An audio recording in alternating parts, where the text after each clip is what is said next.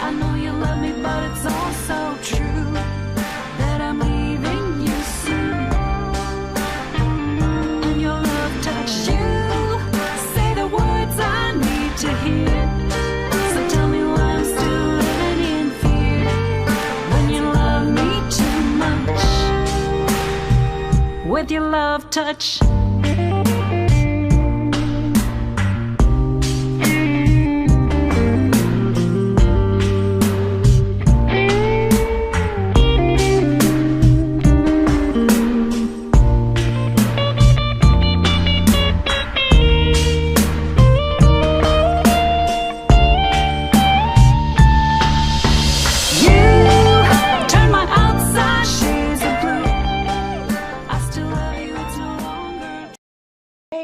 Jump.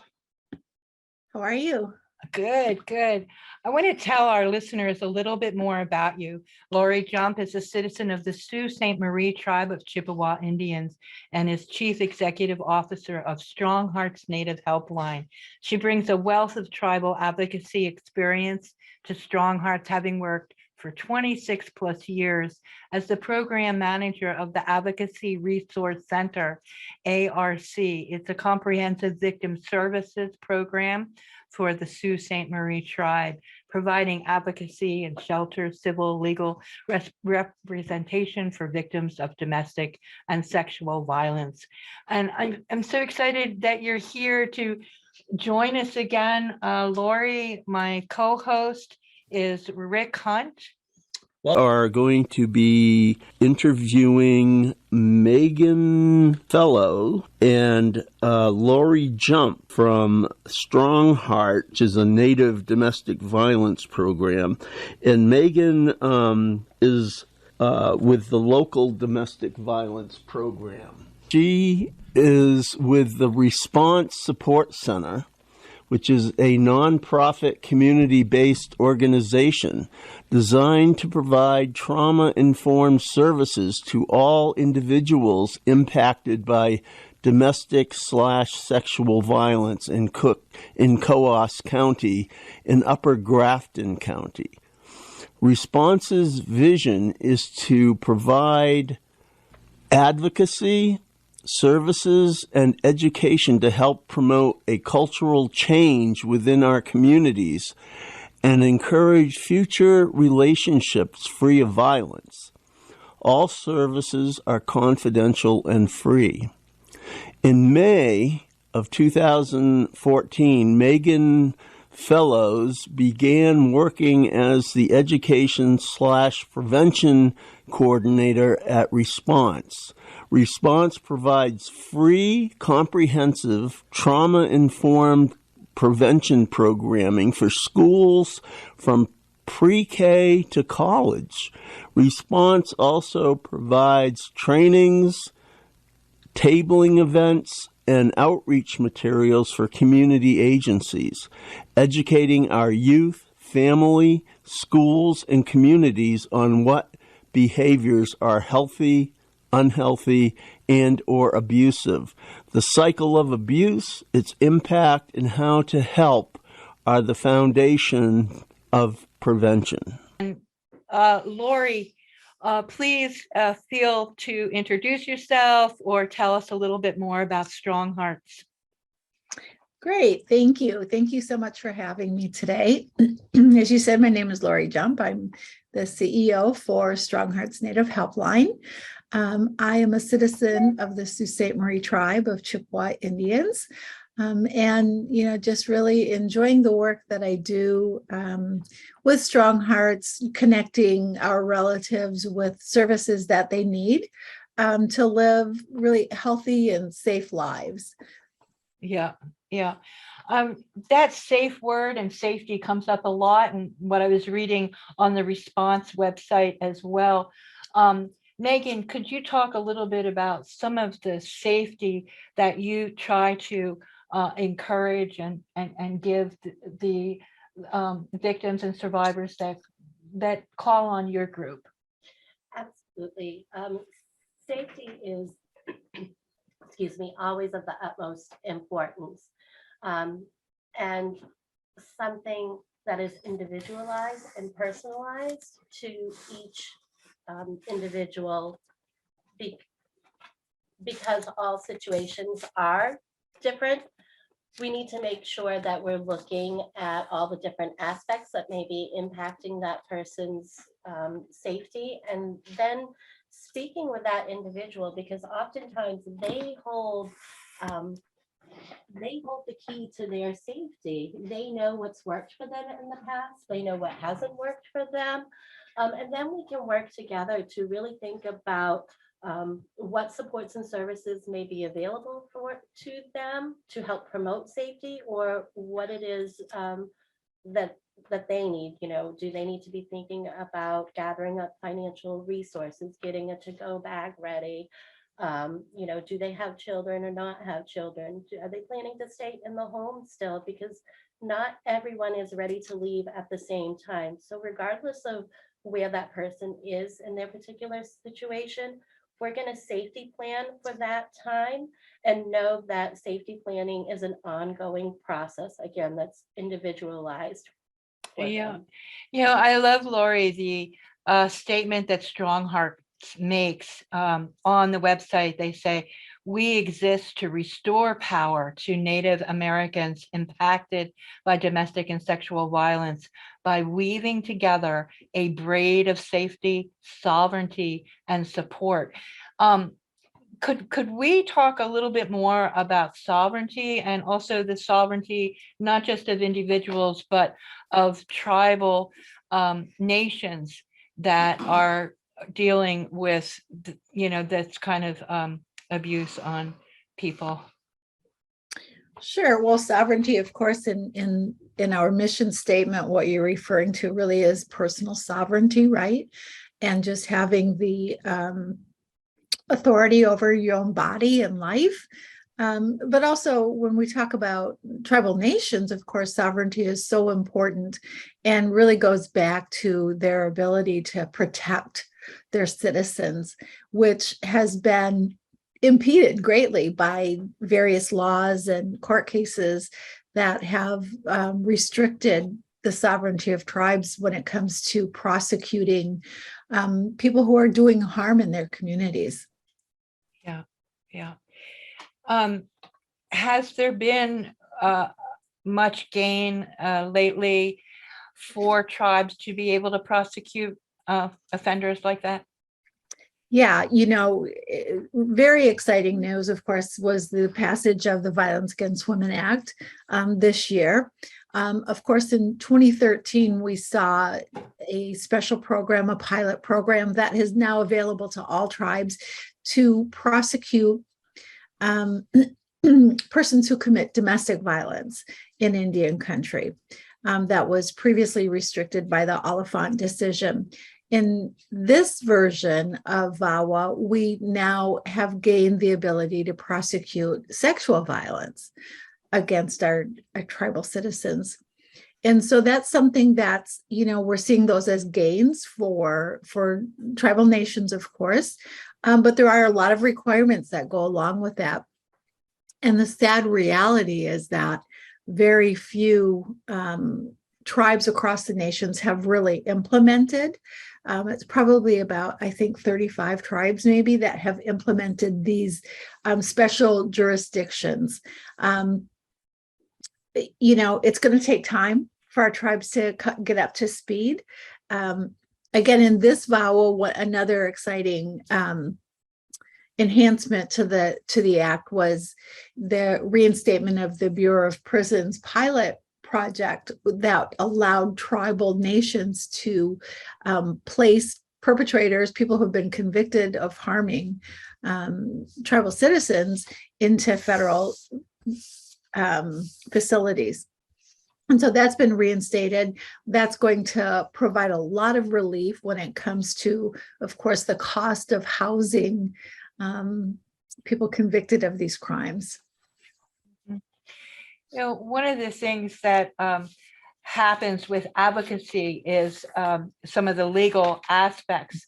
And recently here in New Hampshire, there's been some grant monies available I had some notes on it, for people to have more representation, legal representation. And Megan, I wanted to ask you about that, if you've seen any changes or any more, is there more support now for survivors and victims of domestic violence in that legal way?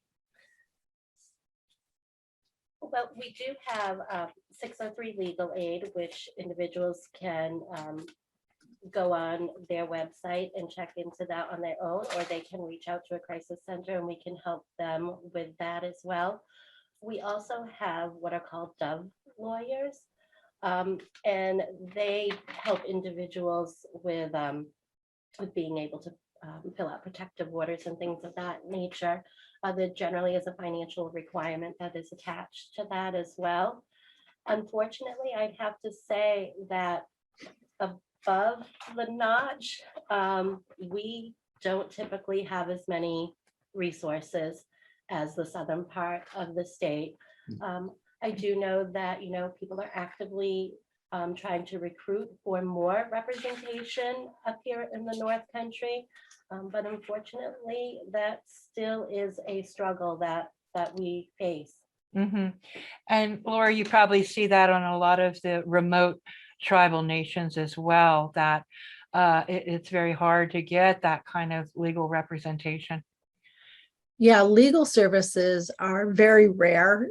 In Indian country, there are very few tribes that are able to provide that kind of resources for their citizens. And so we often find ourselves depending upon mainstream programs. Again, very, very hard to find just in general, right? It's a service that so many people need, and yet it's very rare to find those services. Yeah. Do you have a question, Rick? I wanted to ask Laurie and then have Megan join in. You are really working very hard on gender inclusiveness, Laurie, and I see it on social media and also the articles that have been written for Strong Hearts. Is this something that, can we talk about it from a cultural worldview, maybe? Yeah, when we look at gender, for a lot of tribes, we really didn't use gender. A lot of our roles and communities really didn't focus on gender. And so, for instance, in my language, we don't have I'm not a speaker, unfortunately, but I've talked with people who do speak our language. We don't have his or her or she or him, right? And so those words don't even exist in our language. And so, it was something that's very foreign to us. And I know it's so important to recognize the genders that people believe suit them the best. And so when we're asked for our gender preferences, it's I've heard many people say, my tribe really doesn't prescribe a gender, whether it's at birth or at any time during your life. And so we don't really have that in our language. But yeah, I think it's so important to recognize that, gender is not something, you hear critics saying, oh, they're just, they can change their gender any other day, right? And that's just not the way it is. I think that we have to be more educated on these issues and how gender identities impact people, and how especially our behavior that doesn't recognize the genders that they choose impacts them, because it does have an impact, and it's really damaging to people. Mhm. Megan, I wanted you to comment on including all genders in the services that you offer. Yeah, absolutely. I think, including people, regardless of how they identify or any other way, is one of those things where if we other people, then really that's when we have some pretty fertile ground for violence to take place. And so anytime, whether it's about someone's sexuality, their race, their culture, whatever it is finding those ways to be inclusive and not to just, for lack of a better term, to give that lip service, but we want to make sure that our actions and our behaviors also follow suit with that.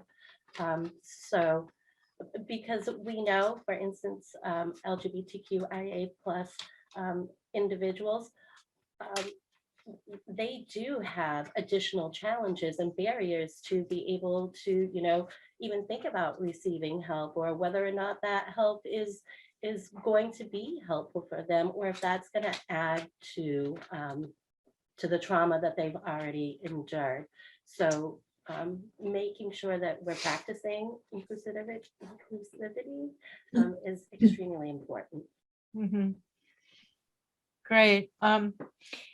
We talk about diversity and Native culture, and in dealing with survivors and victims of domestic violence, Lori, what has been very helpful for some of the tribes? I'm thinking of perhaps a different way of healing, maybe ceremonies. Could you talk a little bit about some of that diversity that's offered for survivors? Yeah, of course. I think that, for Native Americans, of course, getting back to our traditions and ceremony are really a very big part and central to our ability to heal. And so, there are 574 tribal nations, right? And so it would be impossible for our advocates to be able to say, well, I know that this is what this nation does for their people. With any amount of certainty. However, there are a lot of similarities that we do share, for instance, respect for just all living things, right? So how we handle this really is talking to our contacts about what their nation does, rather than, saying that, I can tell you what the sacred medicines are in my own nation. I can tell you what our healing practices are, but I can't assume that somebody in the Southwest is going to have the same medicine available to them. It's going to have the same ceremony. So what we really try to do is get to know our contacts a little bit and ask what's available in their community. What ceremonies are they aware of? Do they know how to contact, say, an elder or a spiritual advisor in their community? And really, it's about having a conversation rather than making an assumption that we do things the same way. There's great diversity in our tribes. And so it's best to just really get to know that person that's on the other end of the line and, help them find the services that they need. Mm-hmm. And do you find that as well, Megan, that you're always looking for, what little niche you can help that victims survive and thrive in their healing? Absolutely. We really try to work within the empowerment model because we know that individuals who are impacted by domestic violence, they've had such a loss of control in their life because ultimately domestic violence is one person wanting to maintain power and control over another individual. So this has been stripped from that person. So really, as an advocate's role, it is to sit back and to listen and to find out from that individual what their goals are, what they want to do moving forward, so that they can regain some of that power that's been lost from them. And then we're there to help support them through that healing journey. Mm-hmm. Yeah, it's terrific.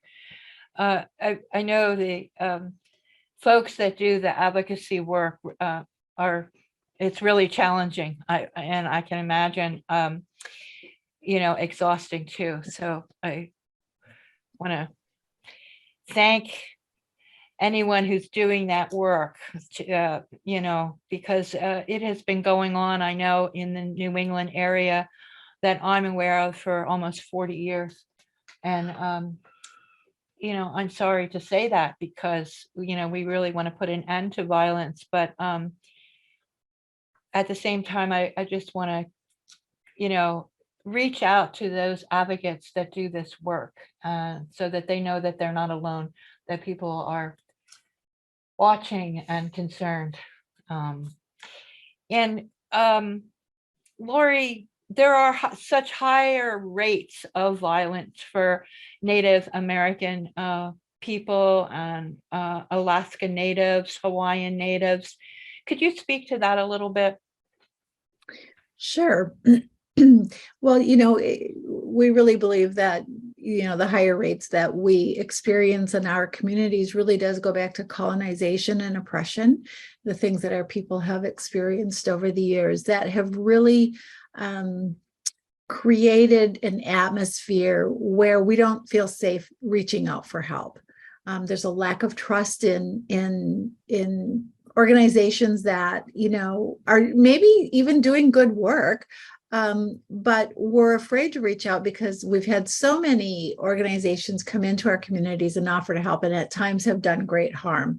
And as a result of that, we have things like the Indian Child Welfare Act, and to protect our children, and so we're a little bit hesitant to reach out, and it's based on what our history is.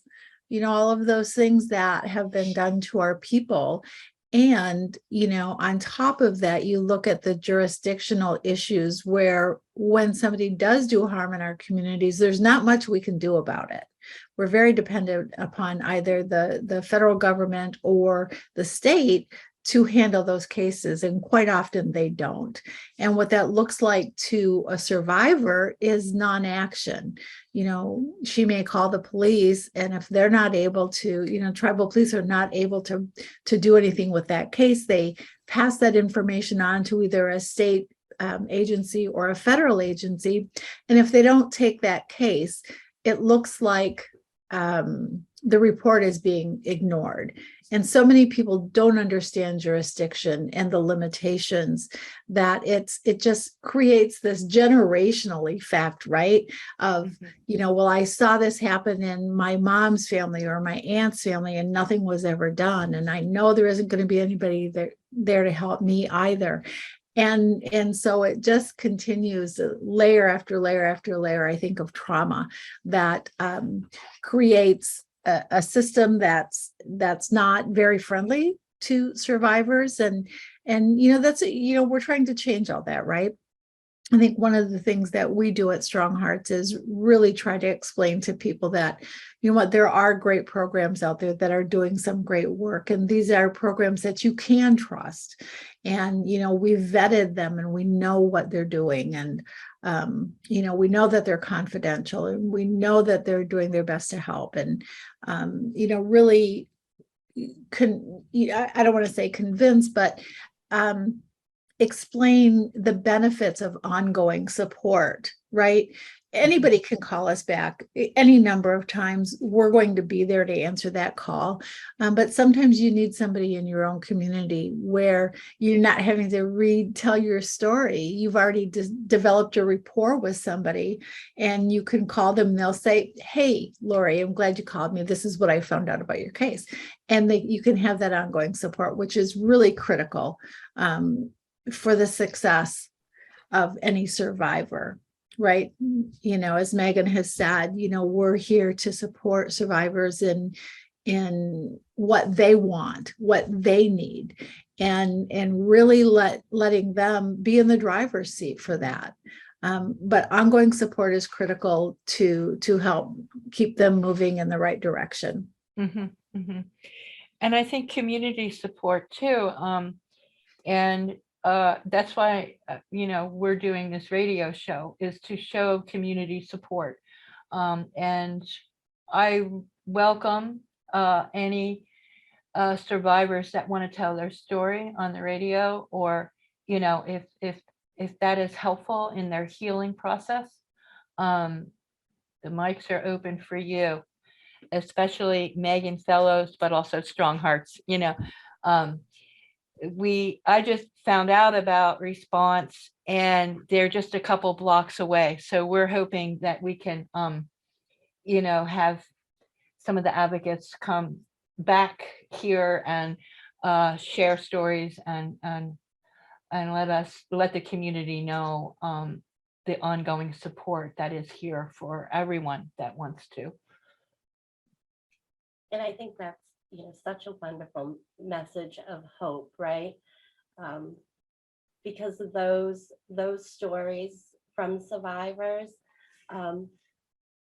people get to hear those lived experiences, but they also get to hear perhaps that other side of it, that, we talk about post-traumatic stress disorder a lot, but there's also this other thing called post-traumatic growth, where survivors not only survive, but they thrive. And Mhm. how empowering and hopeful is that for individuals to hear? Mhm. Yeah, we hear that a lot. Lori, you must have that word, that thrive word. We want to be thriving, not just, come back from and survive, but we want to thrive. Did you want to speak to that a little bit, Lori?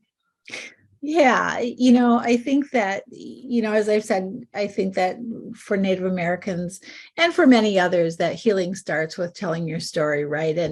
And getting on that road to healing. And as you said, not just surviving something, but really living your life to the fullest. That's our hope for the people who contact us. And, that's why it's so important to have these conversations.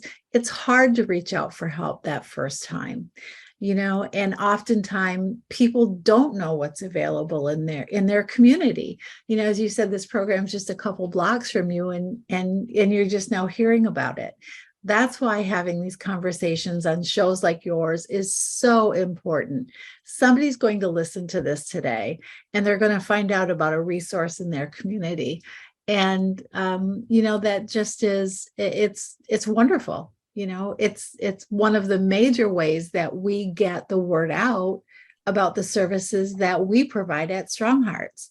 Mhm. It's through programs like this that have us on and just have a conversation. Mhm.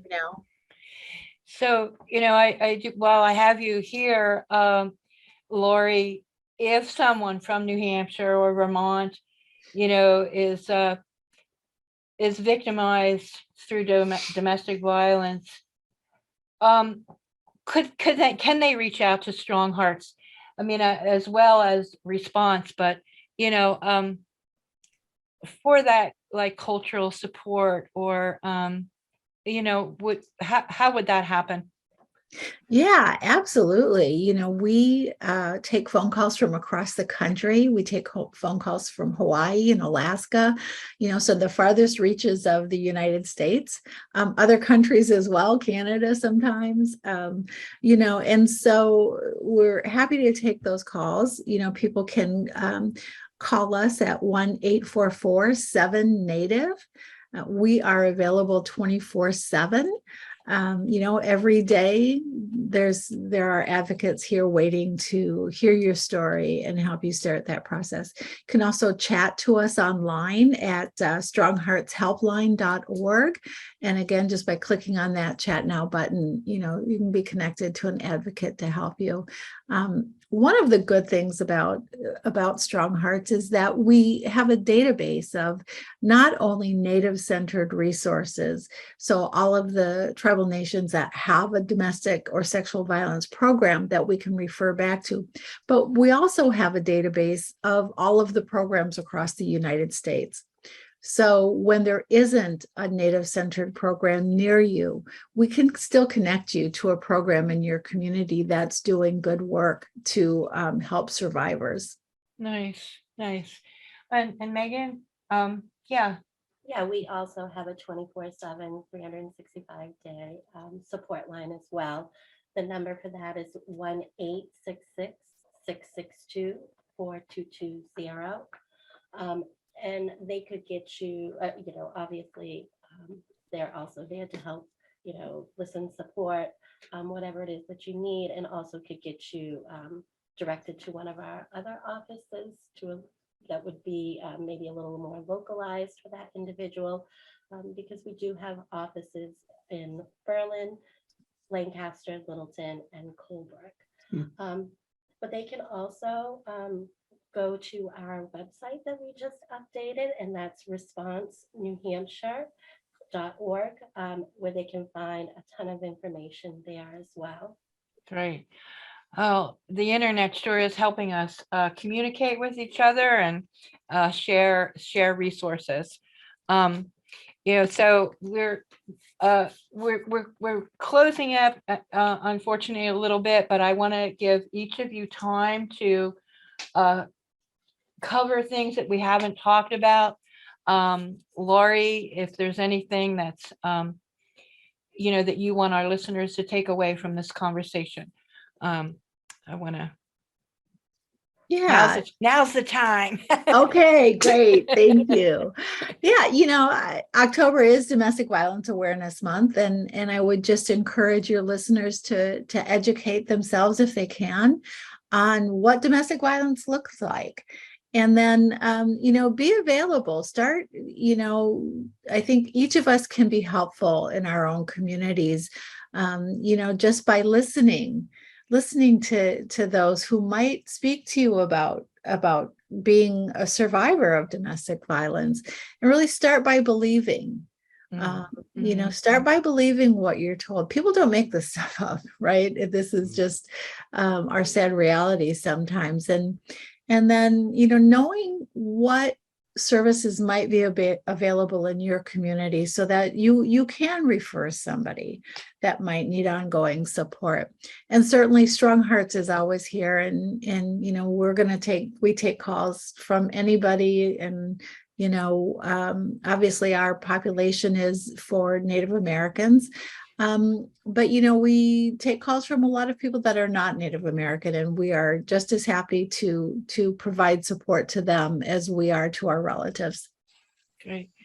Rick, do you have any comments? Wow, that's a loaded question. I've been sitting here listening, and I was telling Megan earlier that in the mid-'70s, I was on the board of directors for the first domestic violence program in the North Country here.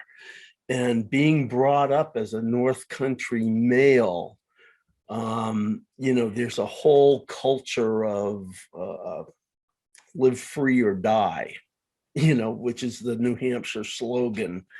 But also as a Native person, I want to just remind listeners, and I'm certainly not talking down to anyone, I'm just sharing something that I know, which is, a Native value is respecting elders and women and honoring people. We live somewhat in a culture of violence. I see it every day on TV, and, it's all over the place. And I think those attitudes about being violent to solve problems or to try to be more powerful than someone else, they need to be addressed in, I'm thinking, prison systems. I was a therapist for 35 years, and I dealt with lots of people around these issues. And, violence is not the way to solve a problem, obviously. I'm not here preaching. I'm just sharing my thoughts as I was sitting here listening to everybody. And I want to thank you both for being on the show today. It's been a real honor to have you. And yes, the programs and the advocates are doing tremendous work and is needed. And I just want to thank you both for your energies.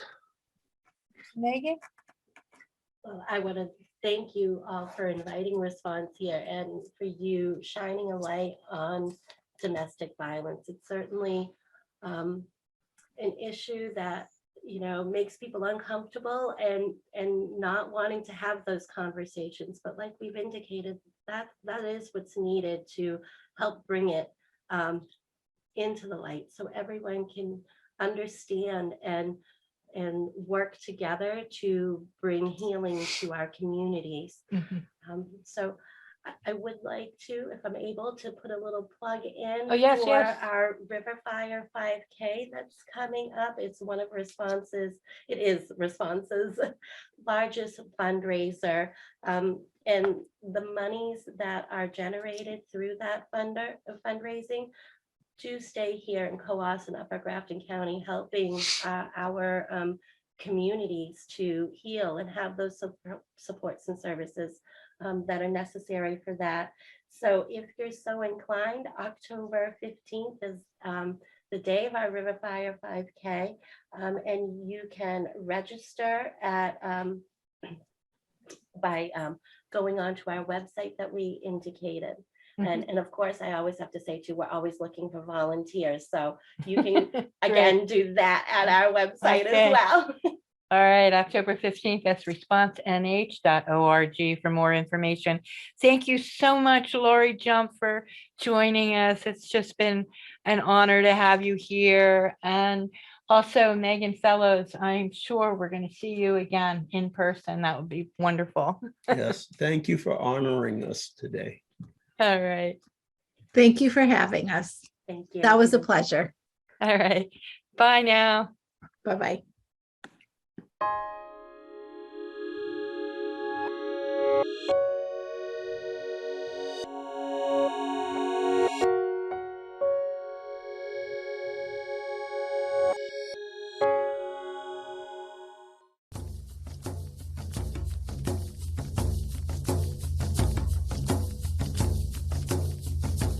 When you lost all sight and your grip starts to slip, take my hand and let's fight, just hold tight.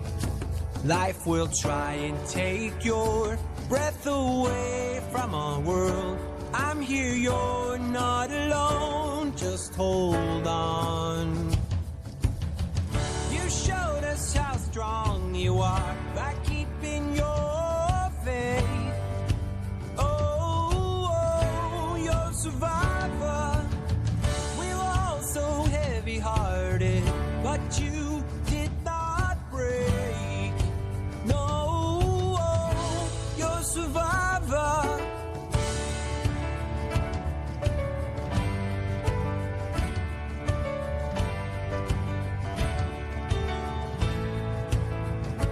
You're so beautiful, you know. I'm not gonna let you go. Every day brings new hope, this I know. You and me will find a way to see another day. Don't you cry now, hey, it's over.